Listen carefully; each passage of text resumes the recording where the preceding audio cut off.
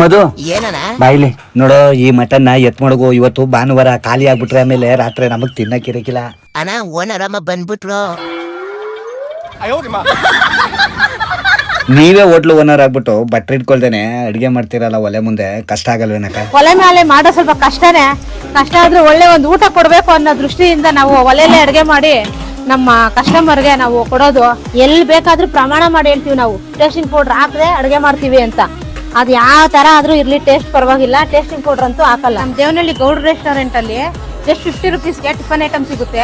ಏನೇನು ಸಿಗುತ್ತೆ ಅಂದ್ರೆ ಇಡ್ಲಿ, ದೋಸೆ, ಪಲಾವ್, ಆನಿಯನ್ ದೋಸೆ, ಎಗ್ ದೋಸೆ, ಮಸಾಲೆ, ಪ್ಲೇನು, ಸೆಟ್ಟು, ಯಾವುದೇ ಐಟಮ್ ತಗೊಂಡ್ರು 50 ರುಪೀಸ್ ಮಾತ್ರ. ಫಸ್ಟ್ ಕುರಿನ ಸೆಲೆಕ್ಷನ್ ಮಾಡ್ತೀವಿ ನಾವು. ಅದು ಅಷ್ಟು ಏಜು ಆಗಿರ್ಬಾರ್ದು, ಅಷ್ಟು ಎಳೆದು ಆಗಿರ್ಬಾರ್ದು. ಪ್ರತಿ ವಾರ ಸಂತೆಗೆ ಹೋಗಿ ಬೆಳಗ್ಗೆ ನಾಟಿ ಟಗರು, ಅದು 15 kg ಒಳಗಡೆ ತೂಕ ಬರ್ಬೇಕು ಅಂತ ಟಗರನ್ನ ಸೆಲೆಕ್ಟ್ ಮಾಡಿ ತಂದು ನಾವು ನಮ್ಮ ಕಸ್ಟಮರ್ಗೆ ಅಡುಗೆ ಮಾಡ್ಕೊಡೋದು. ಏನೇನ್ ಮಾಡ್ತೀವಿ ಅಂದ್ರೆ ಮಟನ್ ಸಾರು, ಚಿಕನ್ ಸಾರು, mutton pepper, chicken pepper, mutton biryani, chicken biryani, ಎಲ್ಲ ಐಟಮ್ ನಾವು ಸೌದೆ ಒಲೆಯಲ್ಲೇ ನಮ್ಮ ಕಸ್ಟಮರ್ಗೆ ಅಡುಗೆ ಮಾಡ್ಕೊಡೋದು.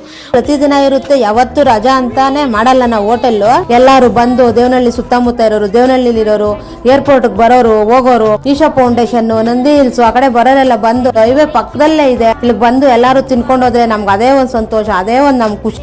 ಈ ದೇವನಹಳ್ಳಿ ಗೌಡ್ರು ರೆಸ್ಟೋರೆಂಟ್ ನಂದಿ ಬೆಟ್ಟಕ್ಕೆ ಹೋಗುವಂತ highway road bypass MRPL petrol bunk ಪಕ್ಕದಲ್ಲೇ ಇರೋದು. ಸ್ಕ್ರೀನ್ ಮೇಲೆ ಅವ್ರ ನಂಬರ್ ಕೂಡ ಇದೆ, ವಾಟ್ಸ್ಆಪ್ ಮೂಲಕ ಲೊಕೇಶನ್ ಕೂಡ ಕಳ್ಸಿಕೊಳ್ತಾರೆ. ಇಲ್ಲ ಅಂತಂದ್ರೆ ಗೂಗಲ್ ಮ್ಯಾಪ್ ನಲ್ಲಿ ನೀವು ದೇವನಹಳ್ಳಿ ರೆಸ್ಟೋರೆಂಟ್ ಅಂತ ಸರ್ಚ್ ಮಾಡಿದ್ರೆ ಸೀದಾ ಇಲ್ಲೂ ಕರ್ಕೊ ಬರುತ್ತೆ. ಎಲ್ಲರೂ ಬಂದು ತಿನ್ಕೊಂಡು ಉಣ್ಕೊಂಡು ಚೆನ್ನಾಗಿರಿ.